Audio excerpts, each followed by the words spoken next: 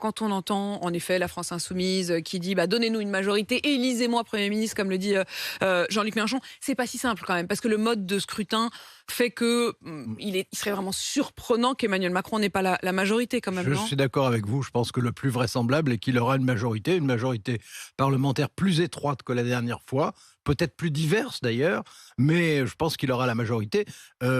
Jean-Luc Mélenchon, je répète, d'une part, il ne se résigne pas à sa défaite, et d'autre part, il a envie de changer de République. Donc, il parle de Premier ministre élu, c'est cohérent de sa part, mais c'est totalement incompatible avec la Constitution.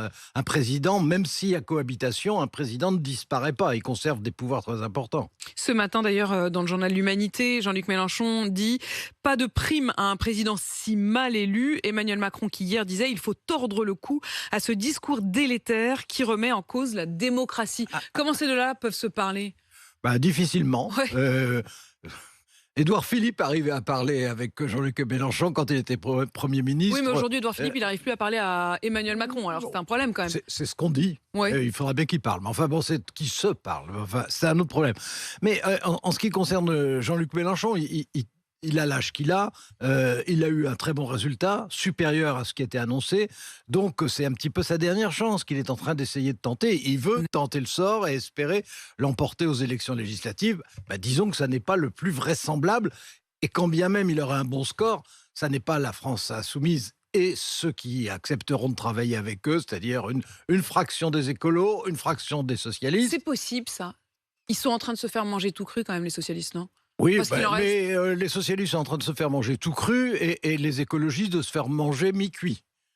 Mais ils sont tous en train de se faire manger. J'entends Charles à côté de moi qui sourit bruyamment. La métaphore est très parlante.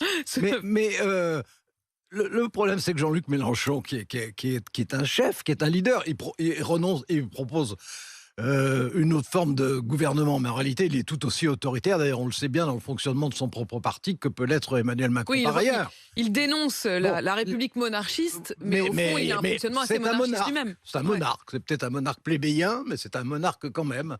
Bon, mais lui, ce qu'il veut, c'est le pouvoir. Et il le veut sur son programme. La question, la difficulté, ça n'est pas des alliances électorales avec les écologistes, avec les socialistes et avec les communistes. C'est possible. Bon, ils se disputeront sur le nombre de circonscriptions, mais ça, on a toujours connu ça.